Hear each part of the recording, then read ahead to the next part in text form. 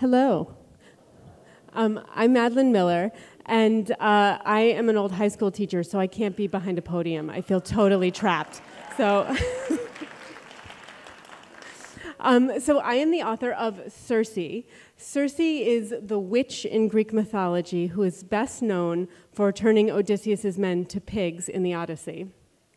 And I'm going to read a very, very short section from here, then talk a little bit about why I came to be interested in Circe and how I came to sort of work with her myth, and then I'll throw it open for questions. So this first passage comes from towards the middle of the novel, after Circe has already started turning men to pigs.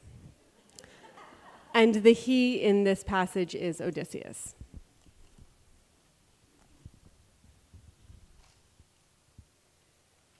He asked me once, "Why pigs?" We were seated before my hearth in our usual chairs.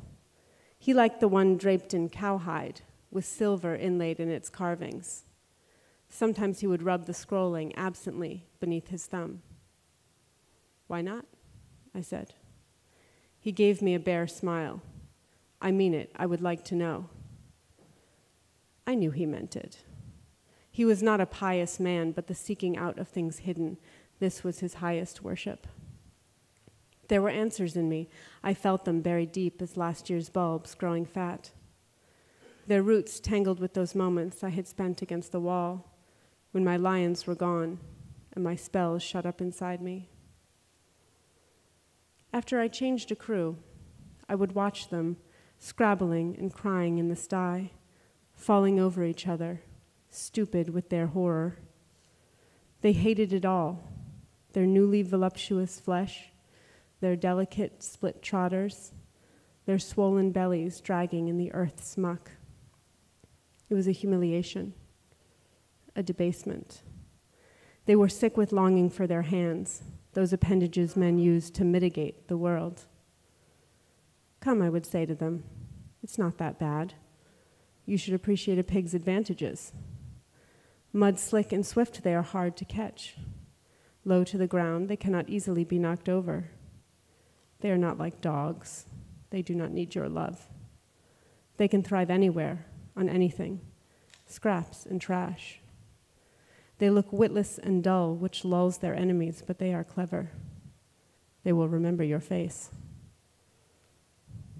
They never listened. The truth is, men make terrible pigs.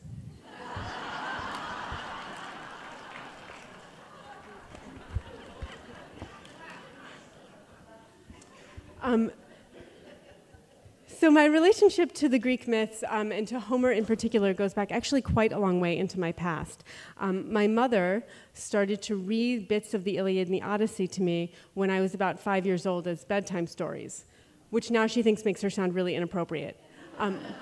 But she knew her daughter, and I absolutely loved it. And I have a memory of her reading the first line of the Iliad to me, which goes, "Sing, goddess, of the destructive rage of Achilles." And I was just hooked. And so I tried to read all the Greek myths I could, and I eventually was very fortunate to take Latin and have a wonderful Latin teacher who said, he saw my obsession and said, "You can take ancient Greek with me if you want. I can have you reading Homer in about a year." And I said, "Sign me up." But Circe, my sort of relationship to Circe in particular, I don't actually remember my mom reading me the Circe section. I don't know if she did. But what I do remember Circe from is 8th grade. In 8th grade in my school, everybody read the Odyssey. And I was so excited for it because this was the first time that I had my own copy of a translation, and I was highlighting, and I could write all the marginal notes. I found the copy the other day. These notes are extremely embarrassing. But I was really excited about the Circe section in particular because I knew I had sort of heard about her as I was reading about mythology, and there are so few female characters like Circe in Greek mythology. Mostly they're just names. They're this person's mother and this person's daughter and this person's wife or sister. If their story is really exciting, they might get to die at the end, but that's pretty much it. Circe has all this power, but she's not punished for it by the end of her story. And that in itself is very unusual. Those women who do have power, Medea, Clytemnestra, Antigone, people who, women who wield real power, they almost always end up punished for it. But Circe did not. So I was really intrigued. And the moment when Odysseus lands on her island in the Odyssey is actually a really interesting moment in his story as well. So Odysseus has sailed with all the other Greek kings and princes and captains from Greece to Troy. They've been there for 10 years, besieging the city of Troy. Finally, Odysseus comes up with this idea of the Trojan horse. They sack the city, and sacks of cities in the ancient world were incredibly ugly things. All the women and children taken as slaves, all the men killed, everything burned and stripped that they could possibly burn and strip. With their ships loaded up with all the loot, the Greek kings and captains and princes head back to Greece. 2 years later, Odysseus is still not home. And in that time from leaving Troy to arriving at Circe's island, he's actually lost 11 out of his 12 ships. So all of his men he has seen, destroyed in front of his face, eaten by the Cyclops, torn apart by cannibals, just brutality after brutality. And he just has that one ship left. So when he lands on Circe's island, he's emotionally exhausted. He's, grieving, physically exhausted. And then here they are on this lush and beautiful island. So he goes out and he sees a little bit of smoke kind of drifting above the trees, so he decides to send a contingent of his men out to see who lives on this island. Maybe they can offer us hospitality, maybe we can steal from them. Odysseus is basically a pirate in the Odyssey. He takes whatever he can whenever he can. And so he sends a group of his men up to go check it out. And they get to this house, and it is a beautiful palatial home. And outside in the garden, there are tame lions and wolves just kind of lolling around, which the men are a little bit freaked out by, but they, continue on. They knock on the door, and they're greeted by a beautiful goddess who says, come in, let me give you food, let me give you wine, which she has drugged. And as soon as they consume it, she turns them into pigs and drives them out to her sty. So one of the men has prudently, I guess the lions and wolves tipped him off, held back, and he witnesses this and runs down to tell Odysseus, they've all been turned into pigs. So Odysseus has to come and confront this witch, this enchantress. And on the way to confront her, he is stopped by Hermes, the great god of travelers and the trickster god, who's also an ancestor of Odysseus's. And Hermes says, the Circe is actually quite a powerful witch. And he clearly sort of seems like we gods are even a little bit nervous of her. So let me give you this herb that will make you immune to her spells. So Odysseus takes that and heads up to the house. Circe welcomes him in. She gives him the food and wine. She tries to turn him into a pig, and it doesn't work. And that was the moment that my 13-year-old self in 8th grade was so excited about. Because what I was thinking is that at this moment, we're going to have this great scene. We're going to have a battle of wits between this very clever man and this very clever woman. They're both complicated. They're interesting. They're, clearly have some tricks up their sleeve. It's going to be a really great scene. But what actually happens in the Odyssey is that at that moment, Odysseus pulls his sword on her and threatens her. And she screams and falls to her knees and begs for mercy and invites him into her bed all in one speech. And I can remember as a young person this incredibly profound feeling of disappointment. That's it? That's all she gets? In that moment, she has to literally be, this powerful female figure put on her knees. The phallic sword did not escape my notice, even at 13. It just felt like such a missed opportunity. I wanted so much for the camera to stay on her.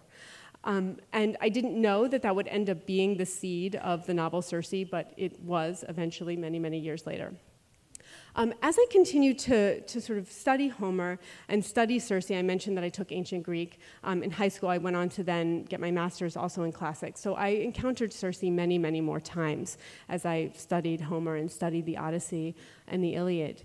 And as I studied her as a more mature student, I started to notice some other really interesting things about her.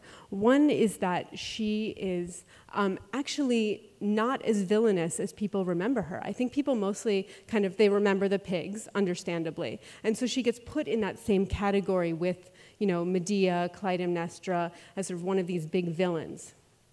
But after she kneels and she and Odysseus come to an understanding, she says to him, "I see that you and your men are grieving. Stay on this island as long as you need to and heal."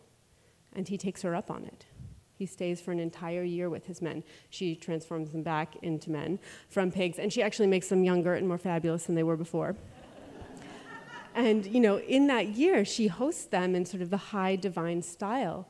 And at the end of that year, Odysseus actually does not want to leave.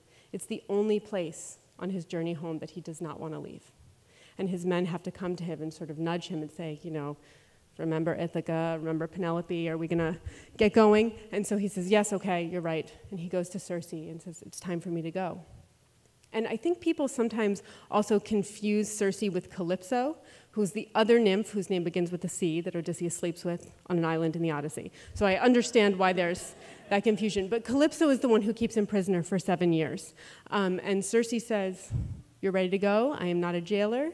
Here's what you need." And she gives him all the supplies that he might need and incredibly good advice. One of the things he has to do is he has to go consult a dead prophet and call his spirit out of the underworld. And so she is literally giving him the dimensions of the pit he has to dig and the libations to pour in. So incredibly specific, witchy knowledge that he really couldn't get anywhere else. And so what's interesting is that although she is remembered as a villain, she's actually one of the most helpful characters that Odysseus encounters on the whole journey. So that was something I was thinking about and that I really wanted to look at. But most of all, I wanted to make this her story. So in the Odyssey, Circe is just a cameo. She appears for 2+ books of the Odyssey. It's all about Odysseus. She shows up. We don't even know why she's turning men to pigs. Odysseus doesn't ask her. The most curious man in literature does not ask her, why are you turning people to pigs? And so we never know. She just sort of is this mysterious figure who floats in and floats out again. And so part of what I wanted to do is deliberately flip that in the novel and make Odysseus the cameo. So I mentioned she's in kind of 2+ books of the Odyssey, so he's in 2+ chapters of the novel. And I held him to that. Because Odysseus tends to expand to fill all the space he possibly can. And so looking at Circe, I really wanted to ask sort of, where is she coming from? How do you get to the point where we see her in the Odyssey, and then what happens after? You've heard a little bit about Homer today already, so someone else may have said this, but Homer is always looking at characters and what characters do, but he's not so interested in that deep psychological dive. He's not doing the soliloquies like you get in a Shakespeare play, where you're really getting the characters' inner thoughts. I think all that psychology is sort of implied, but you have to connect the dots a little bit and make some assumptions and sort of do some digging. And so that was also part of what I wanted to do, is kind of answer the question of why is she doing this? What is her relationship with Odysseus like? How can I sort of tease out these things from hints in Homer? And Homer does give some really interesting clues. One thing he says about Circe is he describes her as the dread goddess who speaks like a human, like a mortal, and he just sort of says it and moves on. It's a very interesting description. What does that mean, to be a goddess who speaks like a human? And to me, as a writer, that immediately said, this is a character who is in 2 worlds. She has a foot in the world of the gods, but there's some piece of her that is being pulled towards the world of mortals, that sort of yearns towards that. And characters like that are wonderful characters to work with, because they're outsiders kind of wherever they go, but they get to have wonderful perspective on both worlds. So that became a really important piece of her character for me. I was also really interested in her lineage. She is a Titan, so her father is Helios, the god of the sun, which sort of predates Zeus and the rest of the Olympians. Zeus, all the classic sort of Greek gods, Zeus, Hera, Athena, Apollo, all those are Olympian gods. And the Titan gods are sort of the oldest, chthonic gods. They're, the earth gods and the elemental gods. And that's the tradition she comes out of. So I thought that was interesting too, is that, there's this uneasy truce between the gods. Yes, Zeus is in charge, he's king of the gods, but what do you do when, like, the sun god is not one of you? You can't quite attack him, so you have to sort of work something out. And so I thought that was an interesting tension. I also really like the fact that she is born a nymph. Now, nymphs in the ancient mythology were the lowest of the low. If you know Greek mythology, it was incredibly hierarchical. So you have, Zeus and Helios and the big Olympians up here, and then sort of all the way down through the, the Graces and the river gods, and all the way down to the very, very bottom. That's where nymphs are. And they basically exist in mythology to be pawns, married off for advantage to their parents, or prey. They're the ones who are getting chased and, abused and ravished and all those things in the stories.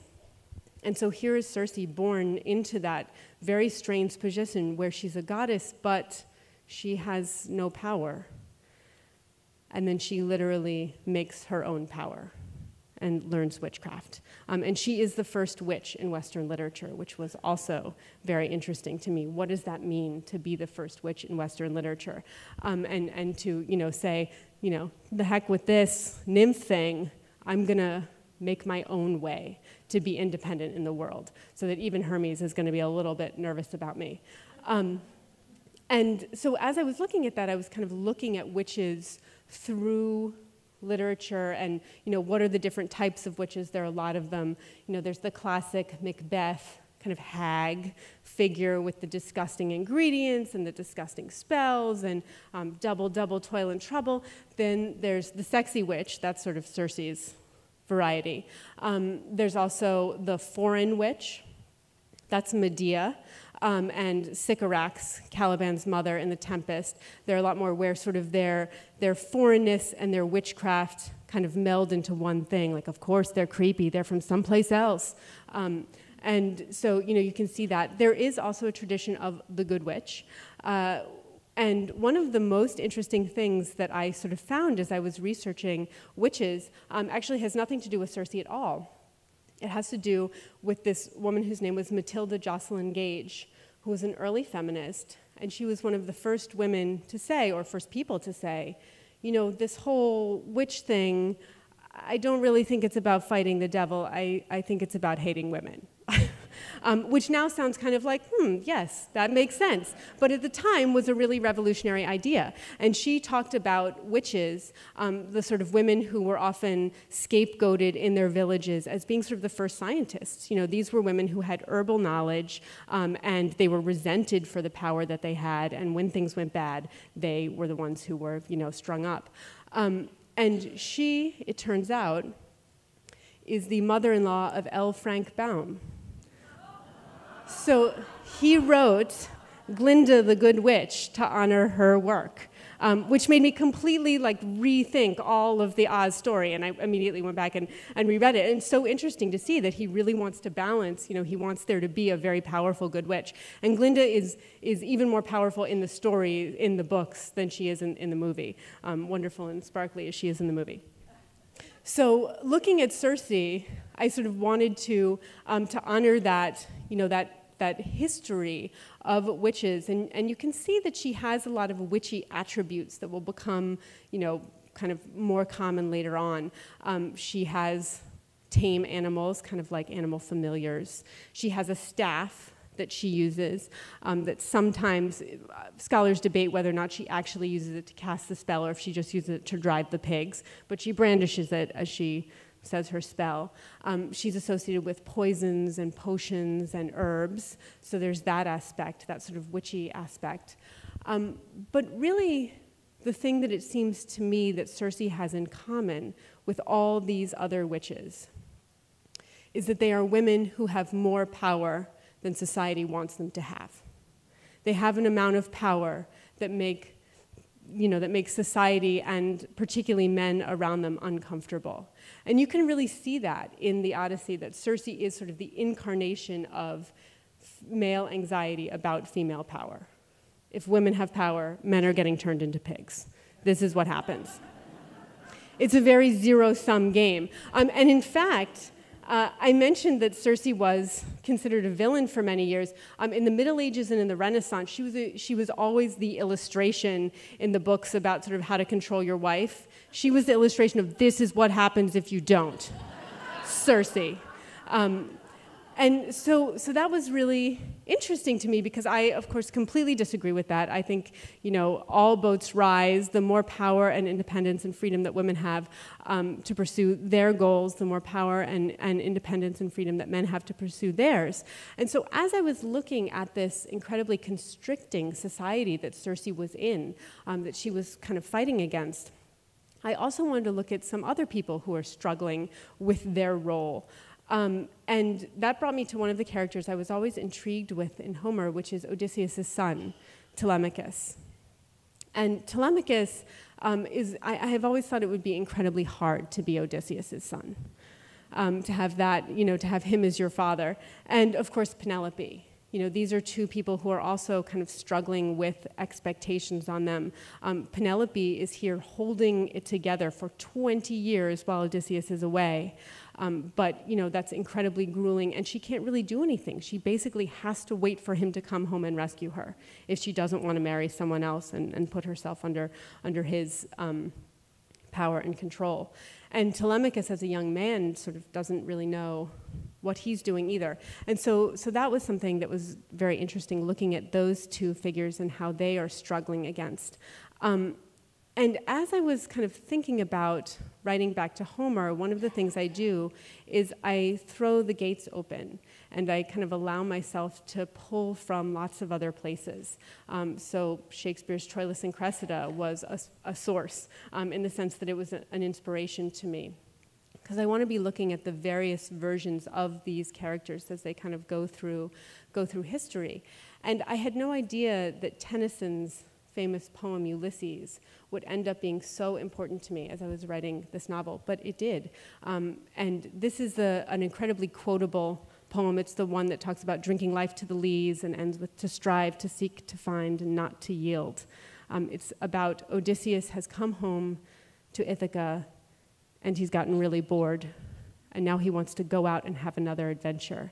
And it's this very inspiring poem about, human potential and human curiosity and seeking the horizon and wanting to know the next thing.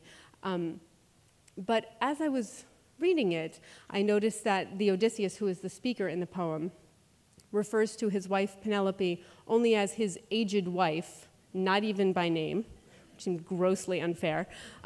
And of his son Telemachus, he says, Ithaca is boring and Telemachus is boring, so that's great. He'll stay and take care of it, and I'll go off and do something exciting. And what I kept thinking was, wow, that person would be really difficult to live with. And so that poem ended up really informing some of my thoughts about Odysseus and Telemachus and Penelope as well. So going back to Homer for a minute, I just want to give one more kind of inspiration that I was drawing from. And with this novel, it was interesting. With Song of Achilles, when I started writing about Homer, I was very anxious because I came from a classical background, and I was terrified that my professors would find out that I was writing about this and that they would be angry at me and the classics police would come and arrest me, and that, this was blasphemy, what I was doing. And by the time I got to Circe, I actually liked the pushback against Homer and sort of to reclaim this story. And that felt particularly appropriate for Circe because the Circe episode is narrated by Odysseus himself. It's a story he's telling to someone else to, theoretically impress them and make them think well of him. And when you look at it in that light, you realize it is an incredibly self-serving story. I showed up on this island. There was this terrifying witch who can turn men into pigs. I vanquished her, and then she really wanted to sleep with me. And then, it's the story about him being having his legend burnished by, this association with a beautiful goddess, and also his own power. And I thought, wow, there's so much opportunity there to imagine this from her side. And so at every moment, I kind of tried to make that transformation. One of the descriptions that Homer gives to Circe is he describes her as having, fancy hair, beautifully dressed hair. And that this is one of the things about her that makes her so fabulous, is it's part of her beauty and her charm. And, I'm thinking, this is a woman who spends all her time in the woods tromping around. She's going to braid her hair. That makes sense. And so I looked for those moments of transformation where I could sort of take a detail and move it from, with Odysseus as the subject looking at her and she being the object, to her being the subject. How would she look at that? And so, throughout the whole story, I tried to do that, but Homer only covers that very short period of her. And so I knew I was going to have to look to some other myths to kind of fill in the gaps. And there are a few other myths about Circe out there that are not referenced in Homer. And it turns out she is related to a ton of really interesting people. So I mentioned that her father is Helios and that she's a Titan. That means she's related to Prometheus and a whole host of other very interesting divinities. But her brother is King Aeetes, whose daughter is Medea, so she's Medea's aunt. So I knew, I wanted to have a meeting between the two great witches of ancient literature, aunt and niece. And then her sister is the mother of the Minotaur, which also was really interesting, which provided a wonderful opportunity. And I will tell you that, if you have the opportunity as a novelist to write a Minotaur birth scene, I think you are obligated to take it. So I did.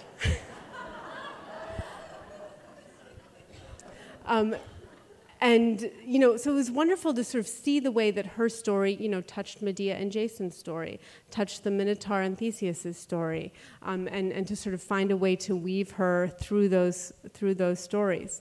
I mentioned the birth in particular, and that was the kind of the last thing I was thinking about, which is that the Odyssey and the Iliad, these are both epic poems, and they concern epic ideas. They're concerned with war, fate, patrimony, vengeance, things that were all traditionally male and had traditionally male protagonists. There are a few interesting female characters who show up: Penelope, Achilles' mother, Thetis in the Iliad. But basically, male characters dominate, and it's about these things that are very male. And I wanted this to be Circe's epic story, and so I wanted to bring in things that have been traditionally shut out of epic because they were considered not important because they were traditionally female. So birth, what can be more epic than that, is definitely a part of it. And I wanted there to be a focus on her weaving and her craft, which is something that women did. But you see a little bit of that in the Odyssey with Penelope, but basically it's considered women's work. And in fact, in the Odyssey, Penelope's trick with the loom works so well because the suitors don't know anything about weaving. So she can say to them, yeah, I've been working on this shroud for a couple years. I still have a long way to go. And they don't know. They have no idea because they have no idea how long it takes to weave a shroud. And so she can make that trick work. She has to be, it's one of her maids that ends up, telling on her and busting her on that. So bringing in sort of the traditionally female world, but giving it the scope of epic. So bringing in the monsters and the gods and the big wide story, and allowing Circe to make the kinds of terrible mistakes that Odysseus and Achilles both make. And I think that's partially why we love these characters, is because they are so flawed. It goes right back to sing goddess of the destructive rage of Achilles. We call them Greek heroes, but that word doesn't mean the same thing to us as it did to the ancient Greeks. When we say hero today, we really mean someone who's a moral exemplar. But the ancient Greeks just meant someone who was larger than life, someone who had huge faults and also huge strengths, and made terrible mistakes, and more often than not rained down destruction on the people around them. So I always wanted to be allowing that sort of epic scope. I'm going to pause there and turn it over to questions if people have any. Thank you.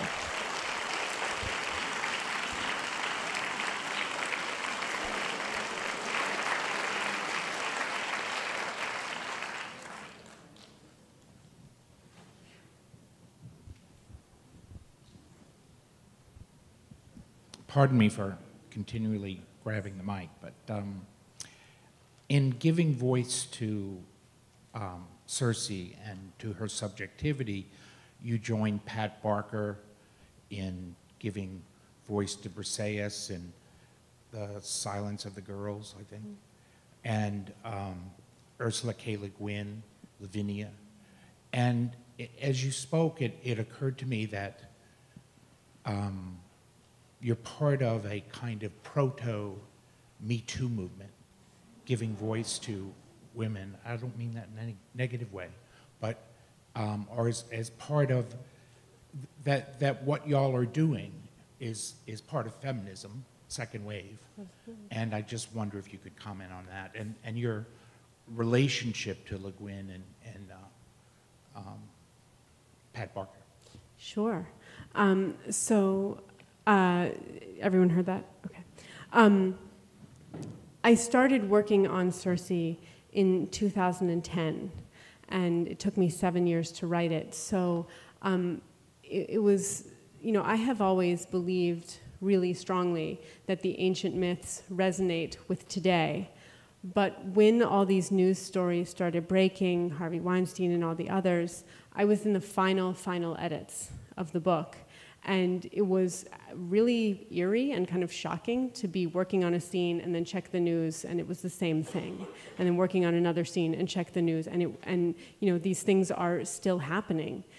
We have made some progress, but women are still being kept from the halls of power, still being abused and silenced and belittled and undermined, and all those things. And that we are still struggling with that, 3,000 years later. Which is exhausting, actually, to think about. And so I absolutely have wanted this to be, I see this as a feminist project because I wanted to give her voice, give voice to this character that is really a plot point for Odysseus, and doesn't, she has this kind of intriguing life that's implied, but we don't really get to see any of it, and she's only important in how she serves his story. And so I absolutely see it as that kind of project. I will say that I did not read, I mentioned Tennyson, I cut myself off at Tennyson, and I did not read other retellings that came after that. Margaret Atwood, speaking of, has some amazing Circe poems, which I waited until I was finished with the book to read because I did not want that anxiety as I was working. But I love that there are so many people doing this, and I think it's a testament, first of all, to the expansiveness of Homer's world, is that there's so many wonderful characters who we just glimpse, particularly women, they could all be novels. And there's so many characters you could just pick out and go into their world, and Homer just gives you the hints, and you can go from there. But I also think it's a time-honored tradition, that it is kind of something new to really focus on the women's stories.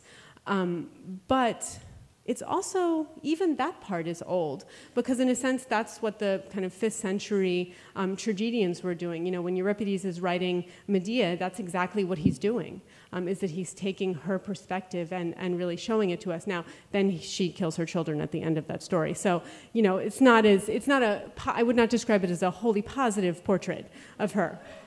But a lot of these, the tragedians in particular, were kind of looking at women's perspectives. Ovid in the Heroides, these are a series of monologues by famous mythological women talking to the men in their story. It would not have passed the Bechdel test, where women talk about something other than men. But so there is that that exists, the part of it that is different is that women are writing these stories, because all those versions that were told from female perspectives were still being written by male authors. And so that's the thing that's new that I'm really excited about, is there are all these new voices who are coming in to speak from these side characters. Yes. Yes, you.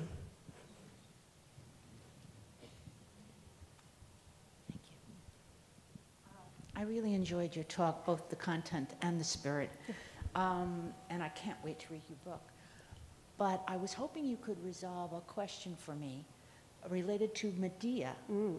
I believe I once read in Savvy magazine that Euripides' original play had Jason killing the children, not Medea, and that the Athenian fathers found that offensive and had it rewritten. It is certainly true that Euripides is the one who pioneered that version of the story where she kills her children. That came from that play. I'm not surprised if that story is true. I haven't heard that story about there. It's hard to know whether or not. There are a lot of legends about how these things came to be, that we're not sure about because they've grown up over so many years. The legend about how Virgil kept bees. He was a beekeeper. I love that story. I really hope Virgil was a beekeeper, but I have no idea if that's historical at all. So it's hard to know with something like that whether or not that is coming out of a tradition that is sort of myth-making about the history of the literature or not. So I don't know about that, but I do know, as you say, that he pioneered the idea of Medea killing her children. And I always think about that, in that play, that before that she would escape with them or she would leave, but she did not kill them. And so he had her do that for the first time. And I almost wonder, whenever I read it, I always wonder, did she just get too powerful for him? Did he have to sort of, because she's so amazing in that play. She just, if you get the right actress in it, she just levitates off the stage with this potency where, and she's saying, I'm an outsider, no one will accept me. There's this racism towards her because she's from the Far East. There's, the fact that she's a woman, there's the fact that she's a witch, and she just, speaks back with this power. And so that's what I always wonder. Yes.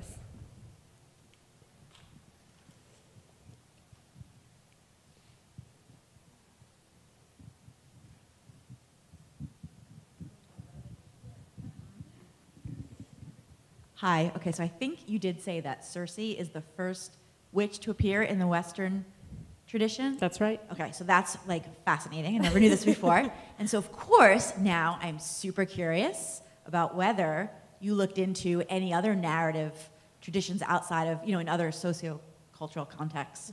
Obviously that wouldn't be part of a novel that's coming from, Homer, but a Homeric tradition, but have you looked into how that archetype has arisen in other places in the world at all? Yes, I did. And there are witch figures throughout the world. There is clearly, this is clearly, the witch clearly speaks to something that is, I mean, almost universal, I will say. Maybe I can even go so far as to say universal, which is that anxiety about a woman who has, who can wield power and who can be threatening.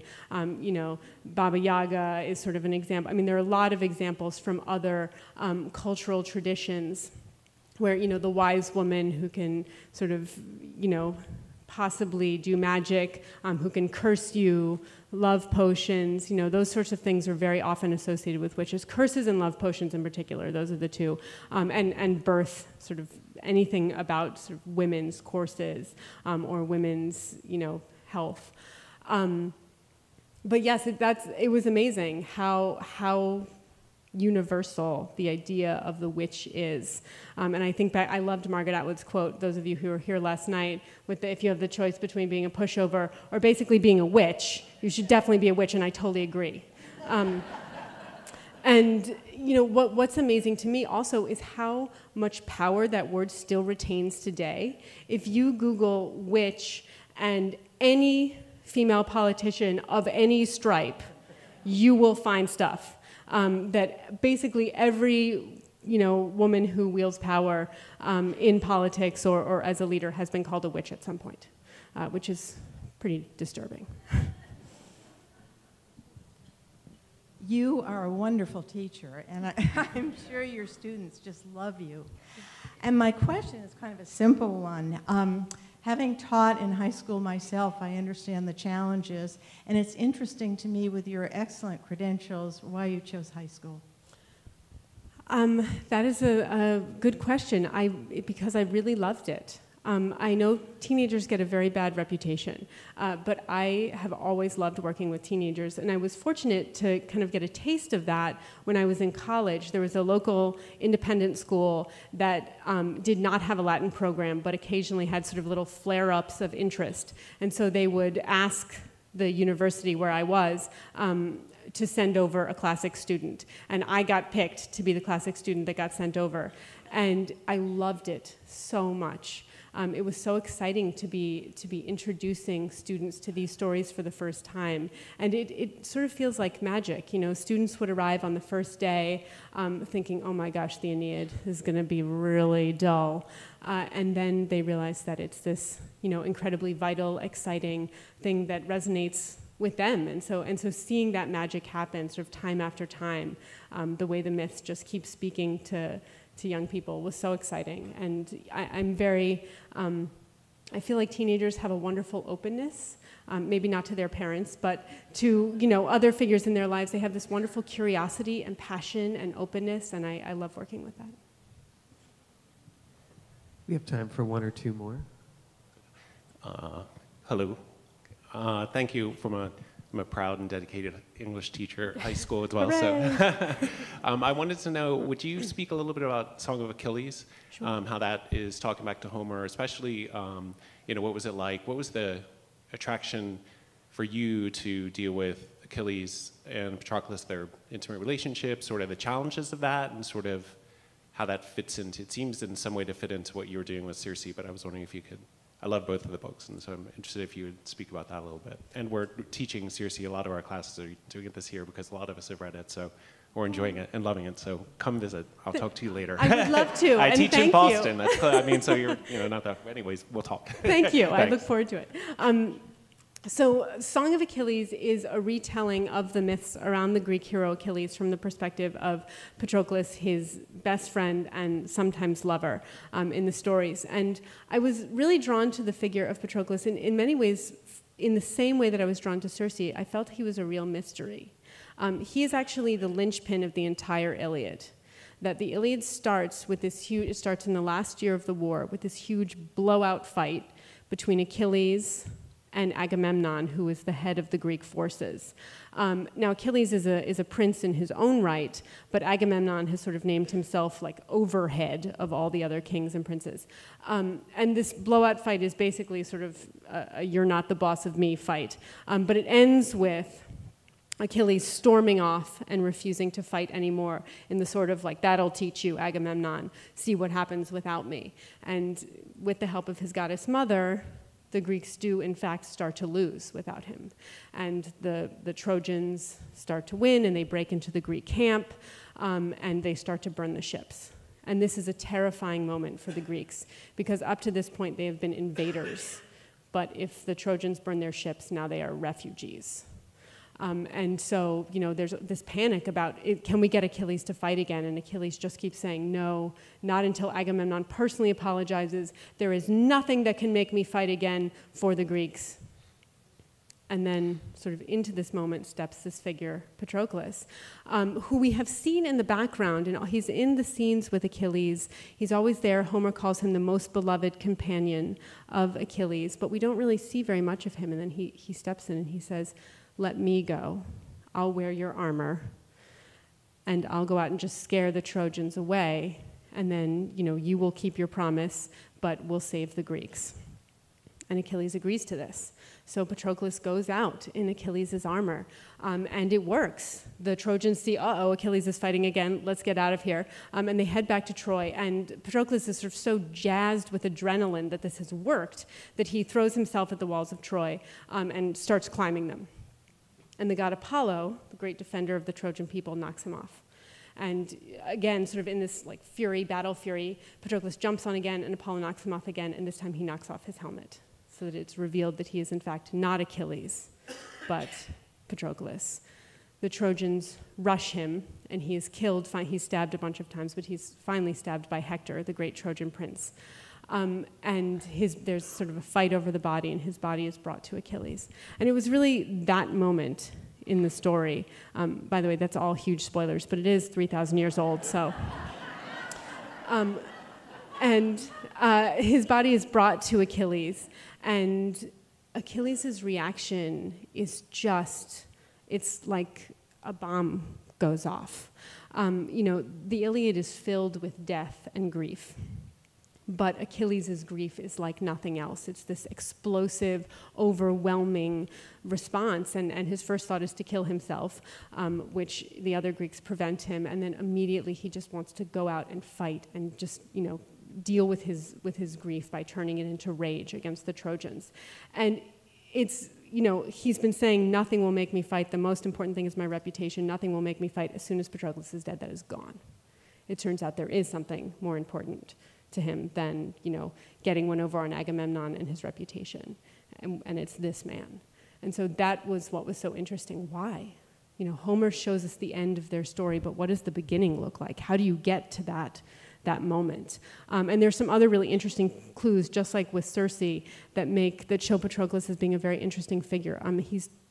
Achilles is not the only one who mourns over him. He's also mourned by Briseis, who is a slave woman who is sort of part of the reason Achilles and Agamemnon are arguing in that first scene.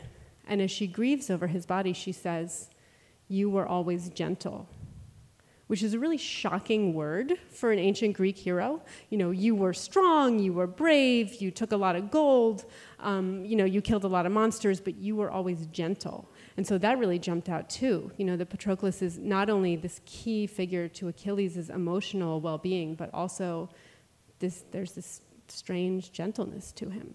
And so it was that really. It was sort of wanting to bring out these hidden aspects of the character and to kind of tell the beginning to the story. Thank you all so much.